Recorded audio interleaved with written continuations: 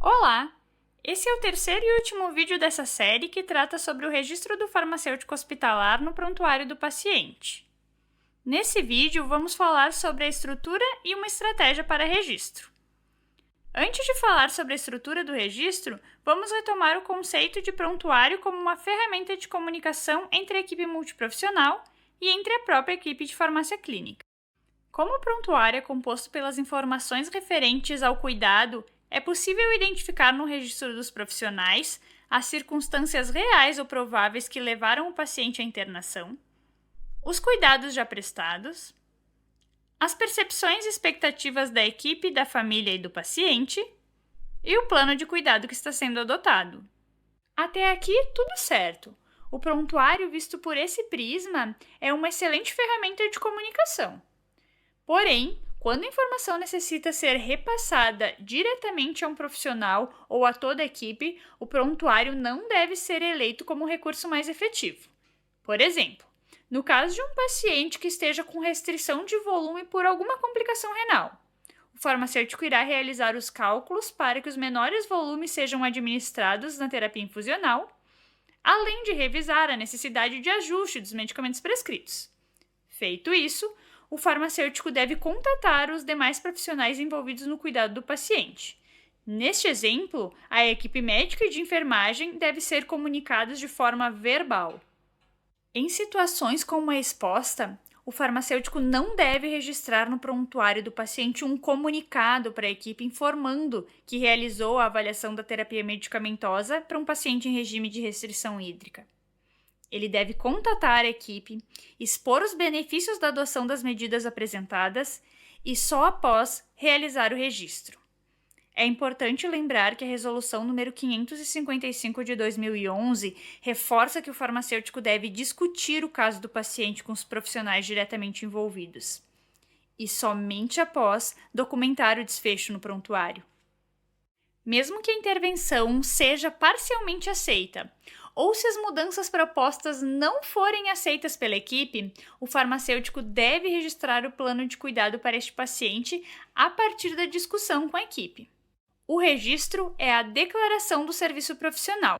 Neste caso, o farmacêutico pode descrever os volumes reduzidos para cada medicamento e as doses ajustadas. Porém, é importante descrever o serviço prestado e os encaminhamentos realizados, a avaliação e a revisão da farmacoterapia com a equipe, e as metas, o plano de cuidado traçado pelo farmacêutico, o que avaliar nas próximas horas ou dias, quais exames acompanhar e o que pode se esperar após a implementação da intervenção proposta.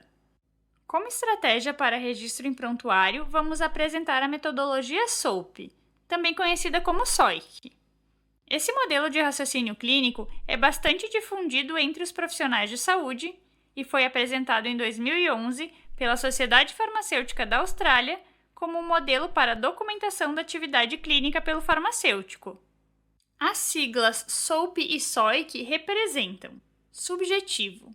São as observações que não podem ser mensuradas. Podem ser a percepção de outros profissionais de saúde sobre o paciente que não foram observadas pelo farmacêutico, ou declarações do paciente em relação à descrição de quaisquer sintomas que ele possa estar experimentando. Objetivo. São observações baseadas em sinais ou sintomas que são realmente observados ou medidos pelo farmacêutico, ou ainda podem ser mensurados, como exames laboratoriais e sinais vitais. Avaliação ou impressão.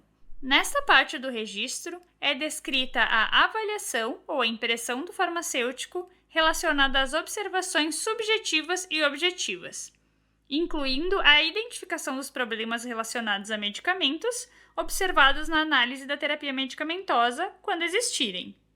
Plano ou conduta.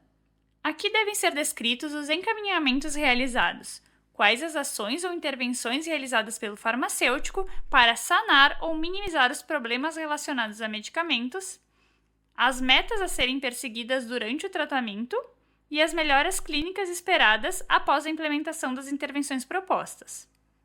Além disso, podem ser descritos os exames que devem ser monitorados para analisar a evolução clínica do paciente ou da farmacoterapia. Para exemplificar, digamos que o paciente João Silva refere complicação renal prévia e está internado há 5 dias em uso de vancomicina para tratamento de uma infecção por Staphylococcus aureus resistente à meticilina. Houve aumento dos valores de creatinina sérica do dia 1 para o dia 5 de internação. Neste caso, a evolução seria: subjetivo, paciente relata complicação renal prévia. Objetivo, 5º dia de internação para tratamento de infecção por MRSA, em uso de vancomicina 1 grama de 6 em 6 horas. Creatinina em D1, 0,9 mg por decilitro, e em D5, 1,1 mg por decilitro. Avaliação: análise da prescrição medicamentosa e exames laboratoriais. Plano: monitorar creatinina sérica, sugerir nova coleta para verificação de vancocinemia. Este é um exemplo, porém, existem diversas formas de registrar. O registro deve acompanhar o plano de cuidado do farmacêutico e da equipe. E é importante que o registro farmacêutico se adapte à realidade do hospital em que você atua, considerando o trabalho realizado e o formato de evolução em prontuário padronizado por sua instituição. Também devemos lembrar que, para a evolução farmacêutica estar completa, ela deve conter os dados do profissional farmacêutico: nome, número de registro do conselho e assinatura. Com este vídeo, finalizamos esta série sobre o registro do farmacêutico hospitalar no prontuário do paciente. Esperamos que estes vídeos auxiliem em seus estudos e em sua prática profissional. Lembre-se, registrar é nosso direito e nosso dever.